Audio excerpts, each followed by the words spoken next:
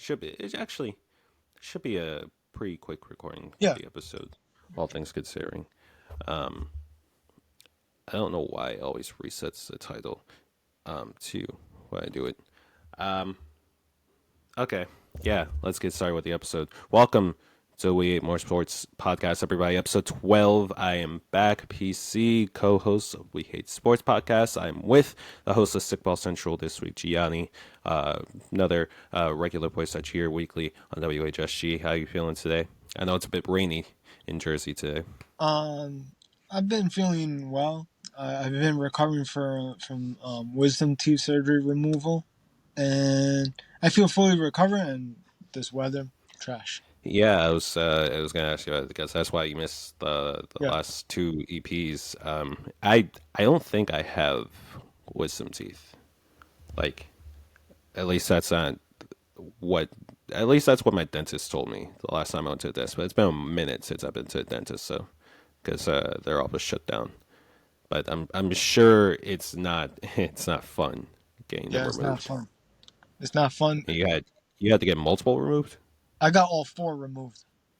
Oh, okay. So yeah, you were okay. Yeah, you were in the trenches then. You were in the trenches, Yeah, say less. Well, glad that you're fully recovered. We, of course, have a jam-packed show for you guys for WHMS today. This is being recorded on Saturday, and it will be posted today as well. We're actually in the middle. I'm in the middle of watching all the college football games currently going on right now, quietly waiting for Colorado versus Oregon. We talk about Colorado versus Oregon, give our predictions on CFB Talk with Shawn on We Hate Sports Podcast episode this week. Excuse me, as well as go over some NFL news. We also talk about some quiet moves being made in the NBA as well. So go and check out the latest episode of We Hate Sports. That is where we talk about football and basketball more heavily there.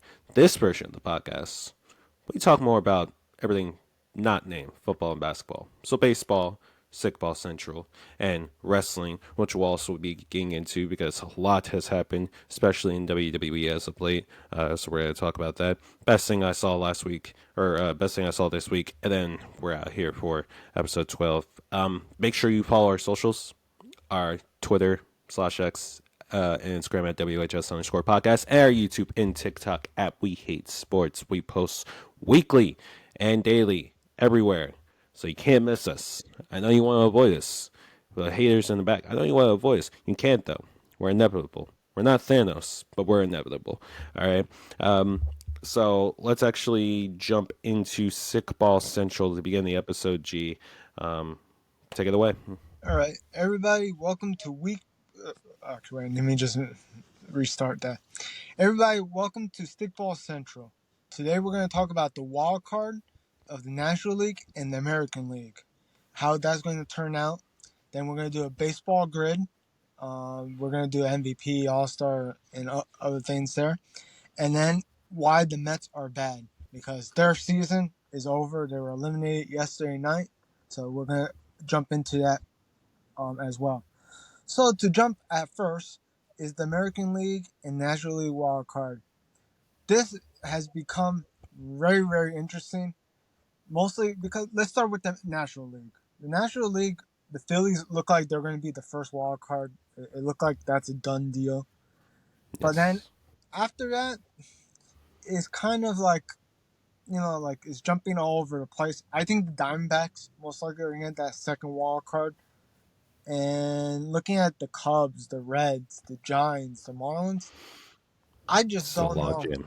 Yeah, it's a logjam, but I think overall at the end it's going to be the Cubs against the Brewers, and it's going to be the Diamondbacks versus the Phillies. I'm not sure how you feel about that. I would love that matchup, Gianni. I'm here's hoping that the Marlins don't make the playoffs. If there's one team that I don't want to run into is the Marlins. And it's not because I think they're like this amazing team. It's because their pitching staff is actually like they have a lot of hard throwing lefties out of that bullpen, and we have a lot of lefties that bat for our team.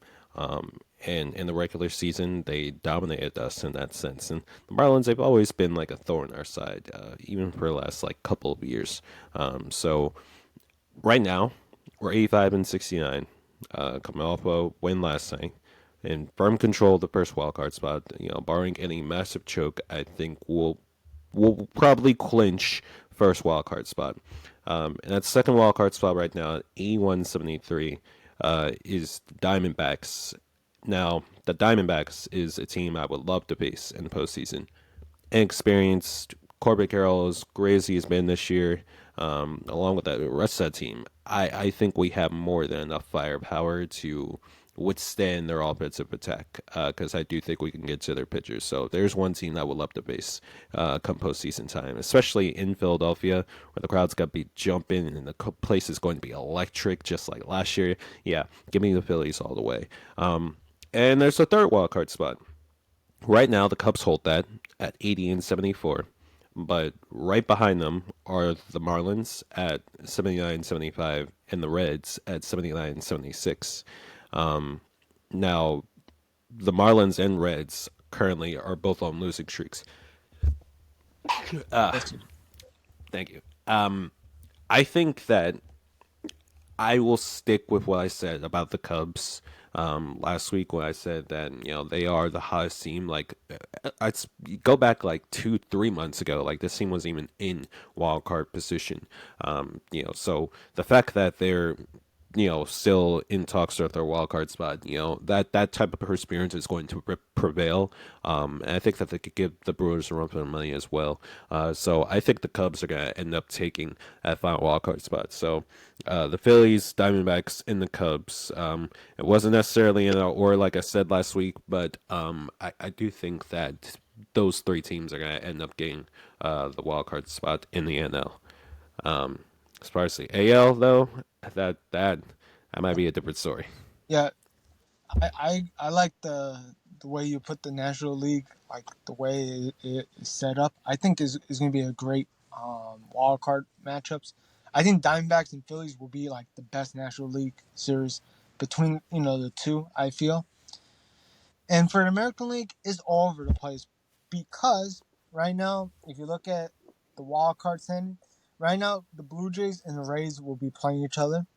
I think that's going to happen. I think that's almost to me a guarantee because Inevitable. yeah, because you look at the American League West, these teams are playing each other. So it's going to eliminate one team basically from getting even into the playoffs. So two of those teams are going to make the playoffs. One of those teams are going to be the last wild card, and the other team is going to be the division winner. And right now, yesterday the Texas Rangers beat the Mariners, so Texas is now in first place. The Mariners are outside of the playoffs, and now the Astros are the last wild card, clinging to their playoff hopes after losing to the Royals yesterday. This Which, is this is what sucks, G. This yeah, is what sucks about it right now. We're looking at a scenario where the Astros could potentially not make the playoffs. America wins if that happens, yeah, that would but be crazy. it's so tight, and it doesn't help that the Rangers and Mariners are facing each other right now because the Mariners could really use a win right about now to help lift them over the Astros. The Royals, hey, they're just one of those spoiler teams, one of those teams that are out of contention that are just gonna look to spoil. I don't know what that series is. I don't know how many games they're playing, but The that would three be games. 3 games. So if they can win 2 or 3 from the Astros, that would be monumental. Yeah. And you want to know something crazy too? The schedule. I was looking at Seattle's schedule. They played the Rangers 7 times and they played the Astros 3 times. That's insane. That like you can't script that. Like Yeah, that's insane, man. that's why I everything is in the Mariners' hands. And if you look at yeah. the Rangers, the series outside the two Mariners series, they play the Angels. Oh my goodness. So they can really. Okay, okay, all right. So see, I didn't know that. So we can really be looking at a scenario here. If the Astros like continue to play at the level that they are, they may miss the playoffs. Yeah. And jealous tears will be wonderful if that is the case. All right, but I want to dive deep.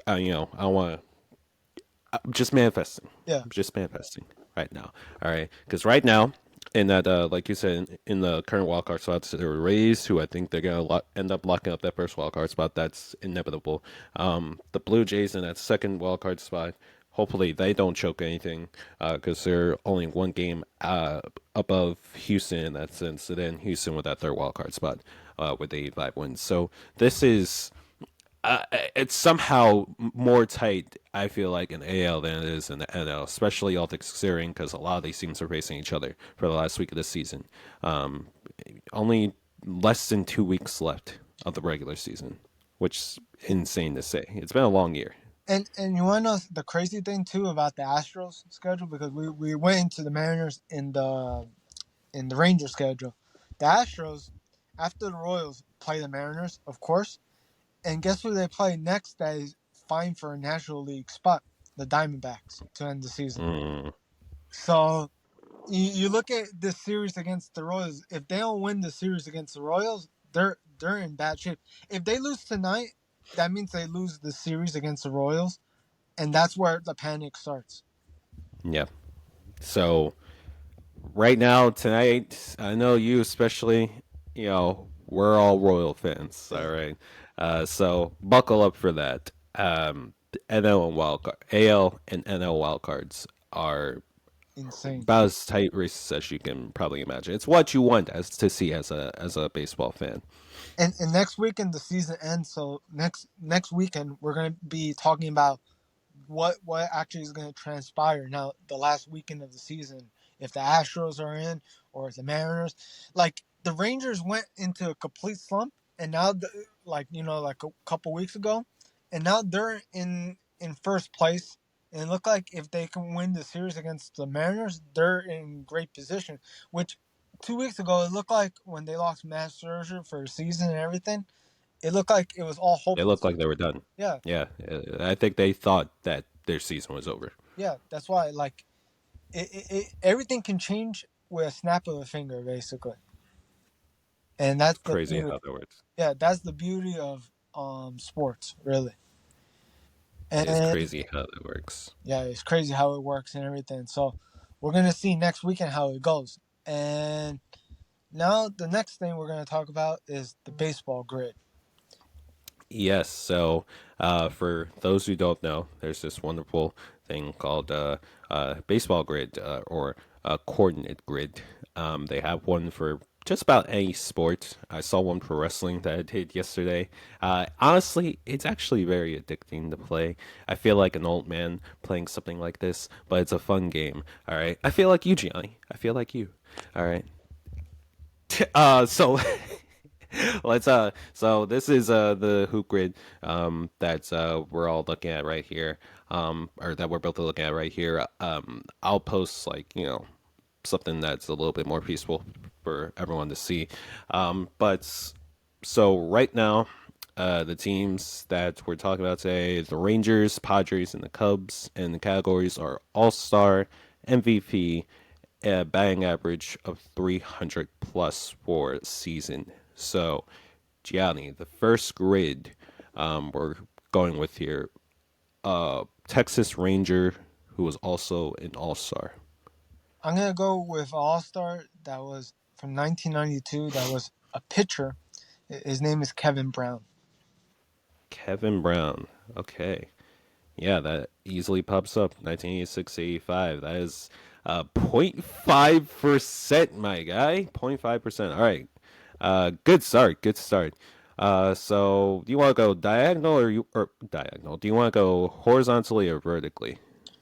I think you know horizontally. Yeah, I think that would be. Horizontally. All right. So let's go next to the Padres and I'll start from there. Feel like we could come up with a couple, Uh, especially. I'm gonna go with a recent one, really, because from what I can remember, because it's hard to remember from the past. I'm gonna go with Manny Machado. I think that's pretty easily. Machado would be good. I feel like we can go somewhere deeper. Or There's Tony some Gwynn or something. Tony Gwynn. Tony Gwynn would be a pretty good choice. I feel like there's got to be like a relief pitcher I'm trying to think of that like has made an All Star team has been with the Padres before. Um, I can't think of one off the top of my head. We'll just go with Tony Gwynn for now. Oh, he did not play. He didn't play for the Padres. I thought he played Hang for the on. Padres. I thought he was with the Padres. Oh, all right. Maybe. All right. So we'll go with Manny Machado for now, and we'll get back to that one. We'll get back to that one. Wait, what the heck? What the hey? Why isn't it doing that for me? Hang on. It should. It should. Manny Machado was definitely an all star, was he not? Yeah, he was. Yeah. It should classify. I don't know why it's tweaking right now. Let's just go back to we'll go back to that one. We'll go back to that one. This so we'll go to the next one. Cubs player who was an all star. I'm gonna go with Chris Bryant. Chris Bryant. That's a solid choice. That's the only choice I can think of off the top of my head. All right. This is where it gets a little bit tricky. So the next category is MVP. MVPs from the Rangers. I'm thinking of one off the top of my head easily. There was Alex Rodriguez. There Mhm. was also Josh Hamilton. I I, feel like I I Rodriguez would be. I think I think Josh Hamilton will be actually a good fit because like with A Rod, everybody knows A Rod, but I think Josh Hamilton. I think if you have to pick between both, I probably put Josh Hamilton. Yeah, that fits. That fits. Well, you can never. We definitely go back to that one. This is at 33% right now. Yeah, That's our moves. Let's go now with the Padres for MVP. Now, I'm not gonna lie to you. Not gonna lie to you. I did look it up because I didn't know if the Padres even had someone that won MVP before. Only one in Padres history to win an MVP award was Ken Clemente back in 1996. yeah. Don't know who Buddy is. I don't know why. It doesn't even reference, or doesn't even. It says that's wrong, but this one is definitely correct. It's crazy because you look at the Padres' history. It looked like their history is kind of like poverty, honestly. If you think about it, like lack of awards and stuff like that. One award that they actually win a lot is the Gold Glove. I'm gonna go and reset our grid because for some reason it's not taking some of the names that we're giving, even though these are all names that we've had before. I don't know. Our grade should be correct. All right, let's take a MVP from the Cubs. Let's take a MVP from the Cubs. MVP from the Cubs. I'm gonna go with Sammy Sosa. I think Sammy Sosa didn't Sammy Sosa get one there? I'm pretty sure Sammy Sosa has been MVP before. Yeah. Yeah, yep, that does fit. That does go well. Does All right. Um, how many times he won it, or it does? it doesn't say how many times he won, but he is former MVP. He did play for the Cubs. Oh, Um, yeah, I'm shocked. Some of our choices should be right. yeah. I don't know I don't why. know why I don't know why it's not going through. Um, and we only got two guesses left, which sucks because at least the two that we gave for the Padres, it's literally just the Padres that have been giving us hell on this grid, which sucks. I so let's redeem ourselves. At least get one for the Padres because we only got two guesses left. So a player from the Padres said has had 300 plus batting average for a season before. I want to say, let me think. This one is a tough one. This one is pretty tough. I don't know why I'm thinking of Vladimir Guerrero for some reason. Maybe him. Who's the one? maybe maybe Tony Gwynn would actually work in this scenario. Yeah, I think maybe Tony Gwynn, because Tony Gwynn, I think, is one of the guys that I can remember pretty well from the past, for like, like in the '90s and stuff like that. Like, All right, wait. Let me. I want to look it up real quick. This grid sucks. This grid sucks, bro. It's been homeless this entire time with the Padres. So I just want to make sure that we're accurate with this one. I'm pretty sure that he's had a batting average for 300 a season. Yeah, we'll go 20 Gwynn here. Like this one should be a given, right? yeah, Why is his name not classifying? yeah, I don't know. Oh boy, y'all are gonna have to see. Y'all are gonna have to see how maybe is it because I know his son played too. Maybe I have to put Tony Gwynn. That's what it was. I'm so stupid, bruh. I've been putting Tony Gwynn Senior. Oh wow. I forgot that he has son. Oh, that sucks. All right, of course, of course.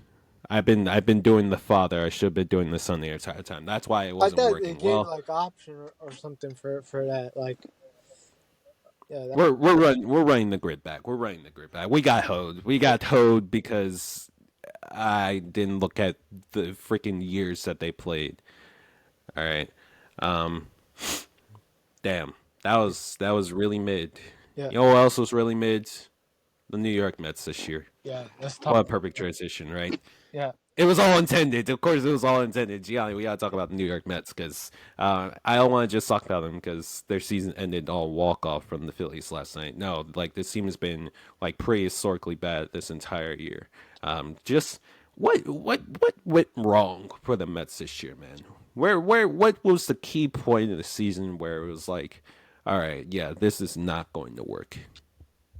it was an off season. They paid so much money for Verlander. We saw it the off season before that.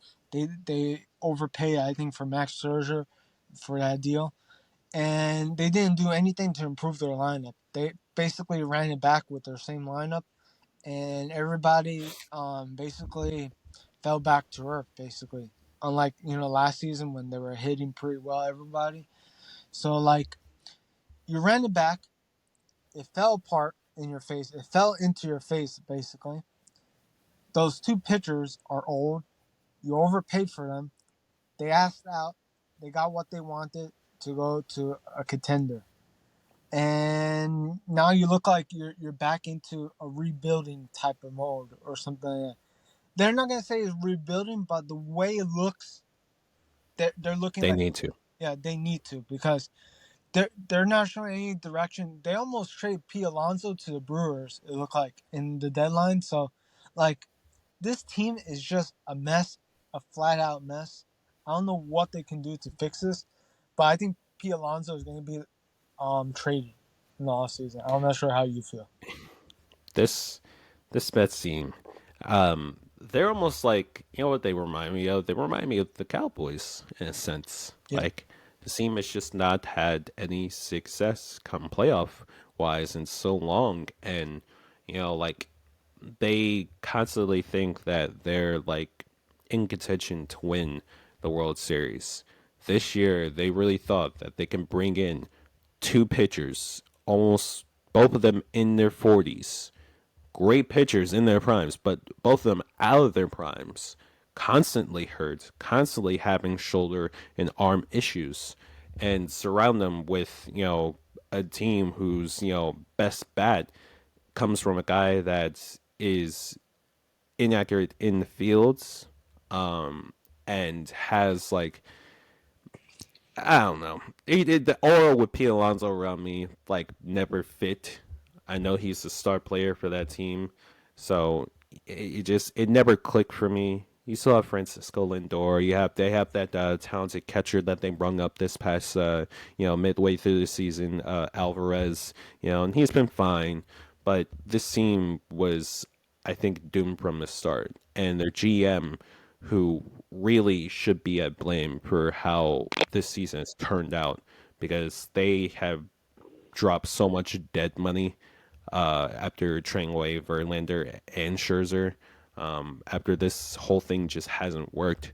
Now they think like, oh, because they're so cap space, like everybody's gonna want to be a Met, right? Like we could just run this back in another year or so, but the you're not going to win anything. If you're a New York Met, you're not going to compete or even try to win a World Series. Not with the roster that you have. It's not going to work. There should be you need to be able to have like a contingency plan and a rebuilding plan. And the Mets just don't have that. Yeah, they don't have that at all. Like they're just a complete mess with no direction. I feel, and yeah, I don't know. Yeah, I don't know. Like honestly, I'll be right back, G. I'll be okay, right back. My mom's calling me. all right. I'll wait for you. Keep going, keep going. You can trash talk the Mets all you want. All right, this is all Yeah, being unedited and stuff. I'll be back in like 30 okay. seconds. Yeah, the Mets are just a complete mess. I don't see any direction with them, honestly, and who knows really what they're gonna do. It's just pretty sad the direction they're heading. And I think they're in They're in a much worse situation than the Yankees. I feel because there's no sense of anything really going on for that team. So that's how I feel about the situation. Just a mess, honestly. But the real winner, I think, out of this is Verlander and Scherzer got out of there at the right time. I feel so. That's that for me. All right. Sorry, I got a Yeah, package. Apparently, yeah. I already surprise already package. trashed the Mets as much as I can. Really, I Well, it's got good nothing else. because f the Mets, because fuck the Mets. That's how I feel like. All right. So this one, like the Mets, between the Mets, what did you say? They're probably the most disappointing team this year, like outside the Angels, of course. Yeah, But I probably have them as like at least in the NL, the disappointing team of the year. yeah. Thank you for Sickball Central today, G. So now we're going to talk about some news from WWE because, yeah, a lot has happened. A lot has happened. We had some WWE releases. We'll get to the full list of that in a second. But I want to talk about the merger because it officially finally happened. Endeavor purchased WWE, and they worked together, UFC and WWE, to create TKO. That is the new company that is going to be the merge company between WWE and UFC. So yeah, they're already talking about some potential changes to WWE in that sense, like potentially like bringing along like classes, for the men's division and women's division. So I doubt they'll do anything now, but at least for right now, like the consensus is that TKO, has like things like firmly under control. Like nothing is going to change really. The cuts that WWE have done because of this merger have mostly been from their office, from the office sense. So a lot of people that you've seen or potentially haven't even seen from the board of directors for WWE. That's what's going on right now. Sorry, very congested. I don't know. I went downstairs. I think it's because I'm in front of a ring light, so it's like sweating is yeah. But anyways, I digress. So let's look at the list of all the wrestlers that were released by WWE just yesterday. A couple of notable names. But as of right now, I think these are all names that WWE just didn't have plans for. So it made sense for them to at least release them and help them find like success elsewhere, and potentially come back to WWE in the future.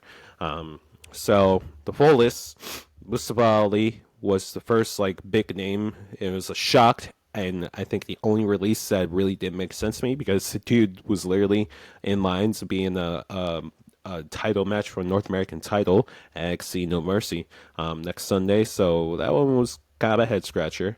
Then you had Emma, who just returned WWE a little over a year ago, and her fiance Madcap Moss also be released. So there's that. Rick Boogs also released along with Elias.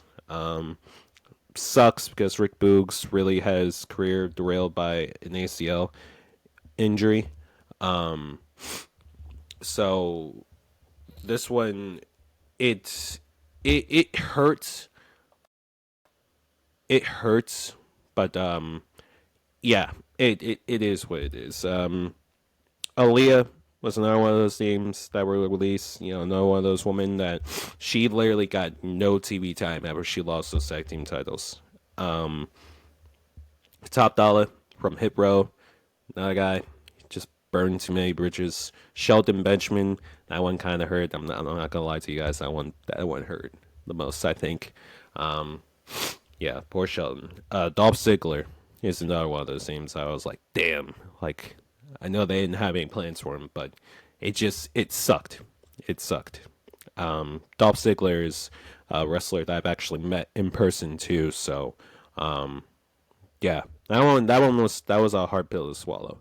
The rest of the names released a couple of XC releases. Dana Brooke, who was in XC for a while, she got released. Mansoor and Massey of Maximum Male Models also got released. Quincy Elliott, Dabakato, Shanky, Yulisa Leon, Daniel MacArthur, Bryson Montana, and Kevin Majora Cortez.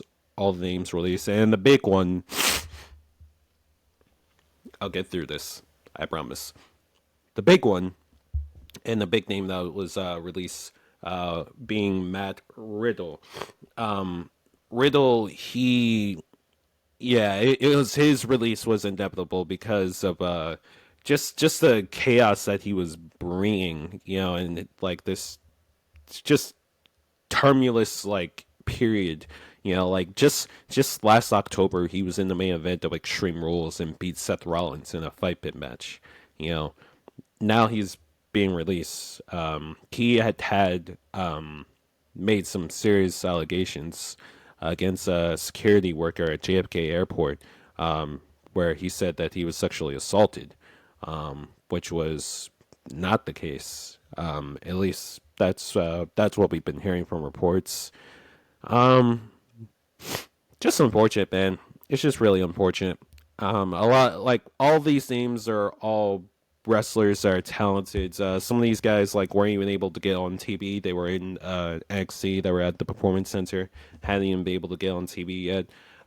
It just sucks. These are all budget cuts, and for the people that try to clown that and try to slander that and try to make WWE out to be like the villains, like first of all, shame on you. Business cuts happen in almost every business. So just because WWE has signed this new $1 billion deal to merge with UFC to create TKO, it's not, business still happens, business cuts still happen. And we unfortunately saw that, this past week. So good luck to all the people that were released, of course. But yeah, it just sucks. It does just suck. But let me get on to more, I guess, funner news, more positive news. AEW Wrestledream.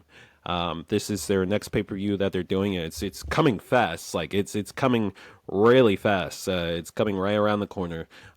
Next Sunday is when it will be. And this card they have laid out for Wrestledream is a pretty good card, in my opinion.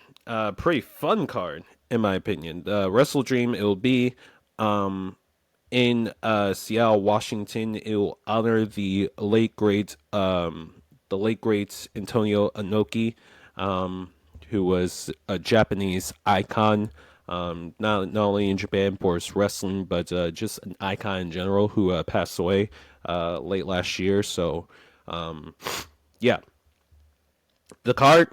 is looking pretty set as of right now. Bryan Danielson versus Zack Sabre Jr.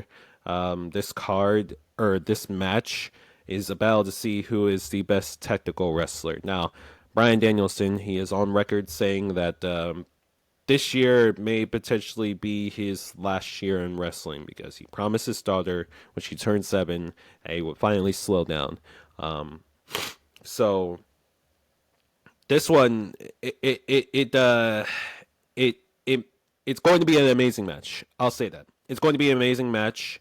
Um, and I will say that I'm sad to see someone like Bryan Danielson, uh, potentially walk away, or even the thought about him retiring. It sucks. Um, but I think that he'll definitely deliver and give us one hell of a match between him and Zack Sabre Jr., one of the best technical wrestlers of all time. So yeah, that one should be amazing. Next match: Swerve Strickland versus Hangman Adam Page. I love Swerve. If you've been seeing, Gianni, you've been seeing everyone hit this dance. Yeah, they've been doing that for a while. Personally, like he's become a icon in that sense. You'll be seeing a lot more people do that because his popularity is only growing larger by the day. But yeah, Swerve versus Hangman. That should be a really fun match. One that that's the one that I'm actually looking forward to the most. Um, FTR versus Aussie Open. This is just going to be an excellent tag team match. FTR, best tag team in the world, in my opinion.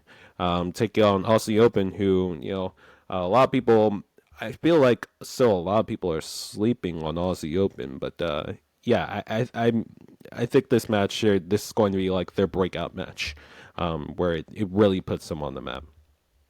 The next matchup, Kenny Omega, Chris Jericho, and Kota Ibushi take on the Don Callis family.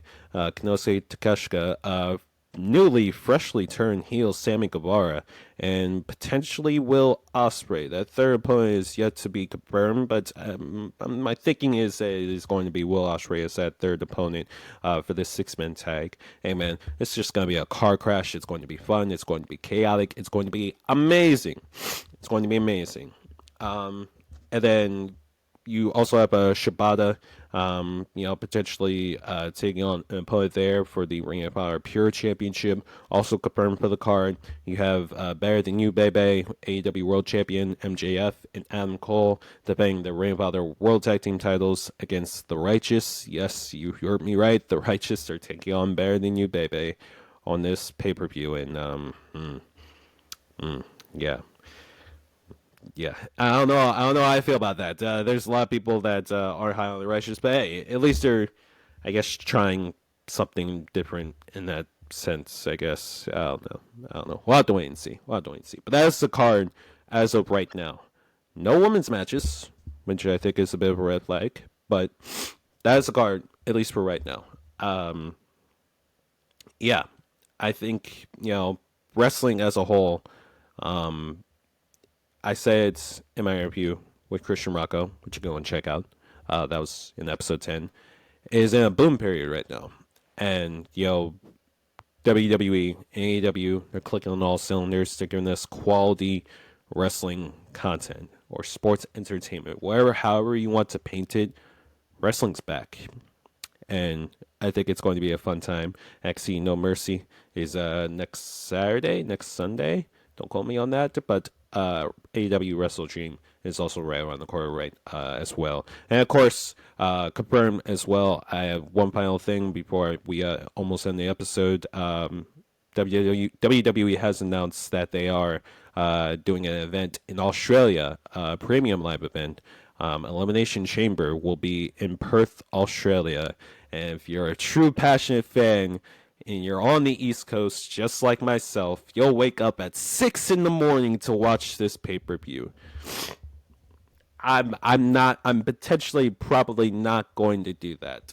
But, for the people that do, God bless you. I'll be catching that one on replay. All right. But it's reason why it's at 6 in the morning is because that is prime time for Australia. So yeah, for the Australians, that one's for you. But yeah, that's that does it for all the wrestling news that to catch you up on.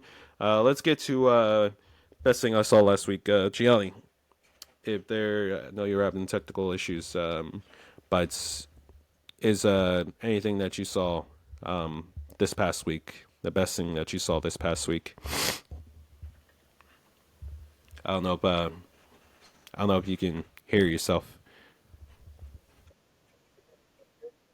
Okay, he still can't hear me. He still can't hear me. Well, um, let's I'll try to get this one see joy about doing a podcast live is that you get to see all the technical difficulties as we go along. So actually actually I wonder if I'm gonna try something. Well, let's try calling Gianni here to see if he'll actually pick up. It might be a weird reverb, but hold on. I want to see if he'll pick up or not. Where's your name at in my contacts? Hang on. There he is. All right. Let's see. Let's see if he picks up. Let's see if he picks up here.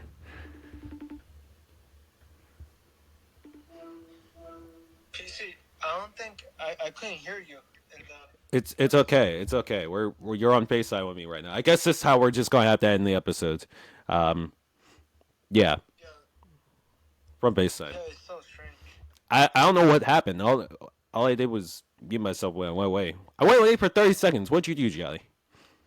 I just didn't do anything. I was just talking about the Mets, and then it just like disappeared after it. When you went to your segment, it disappeared. I don't know what happened. All right. Well, we're about to end the episode anyway. I was trying to ask you, what was the best thing that you saw this past week? Well, the best thing I saw this past week, even though I was in surgery and everything, I was just like, I went for a walk, and I saw this unusual like dog that it was like trained to do like tricks and things like that, and it was like a golden retriever, but he was able to do like tricks. He was doing like backflips and everything like that, and it was like so strange. Like I was like looking at this dog, even when you can actually ask the dog to do like a trick or something, or bring like a toy or something, and the dog just brings everything to you. Like it is so like strange how they train them. It's like a lap dog or something like that. I don't know like how to explain it, but that's the best thing I saw during my recovery. I went for a walk. It was like beautiful outside, and I just met this dog, and like the trainer was there. So that's the best thing I think I saw this week. You know what I think, Gianni? Yeah. I think you were really fucking high off the drugs they gave you for your wisdom teeth, and you saw something that you can only see close to New York or relatively near New York. All right. I think you might have been pretty high when you saw that, my brother. All right. That seems. I know that dogs are pretty impressive. You know what? I'm just take your word for it. I'm just take your word for it, bro. I'm just take your word for it. So best thing I saw this past week, I've already mentioned him, but Prince Nana hitting his dance, hitting his little dancey dance. It's already been taken over.